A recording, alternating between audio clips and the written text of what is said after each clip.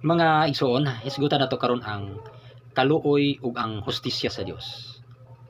Importante nga ato ning mahibaw-an tungod kay basin baya ba kun kanunay lang tang naglantaw diha sa kaluoy sa Dios. Apan atong nataligam-an ug wala nato tagda ang iyang hustisya.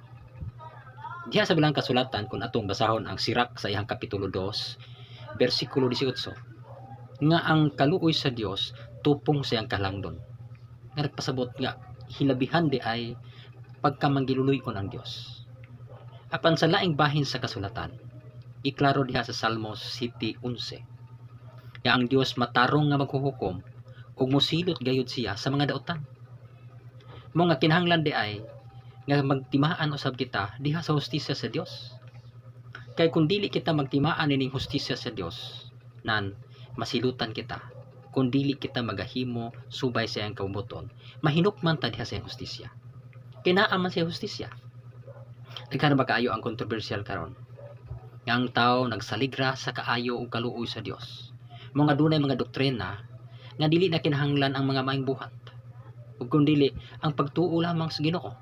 Tungod kay kita giluwas na sa Dios, nan dili na kinahanglan ang atong mga buhat. Usa ka na kasayo. Tungod kay kung tinuod kitang nagatuo sa Dios, kinahanglan makita kini diha sa atong mga buhat. Kay kung ang pagtuo nga walay buhat, usa ka na kapatay nga pagtuo.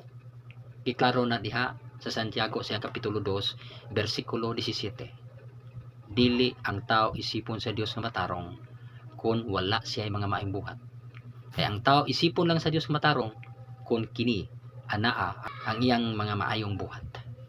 So klaro gipatin-aw ni Santiago nga aron dili kita mahinukman sa silot sa Ginoo, pinagi sa pagbuhat nato og daotan, kinahanglan magbuhat kita og maayo.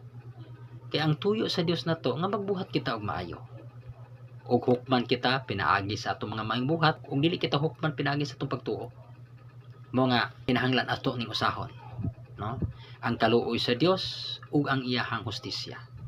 Kinahanglan timan-an nato na. Ug dili nato ni buhagon. Dili kita ingon magsalig kita kanunay sa kaluoy sa Dios apan atong isalikoy ang iyang hustisya. Kay giklaro diha sa Salmos, ang Dios musilot gayon diha sa mga daotan. Ug hukman kita sa Dios pinaagi sa atong mga maayong buhat. Silutan niya ang daotan ug gantihan niya ang mga matarong. So may sunmo ka na atong pagpaambit unsa mahinungdanon ang kaluoy ug ang hustisya sa Dios diha sa atong luwig sa pagtuo isip mga Kristiyano. So God bless ang tanan magson og maayong adlaw.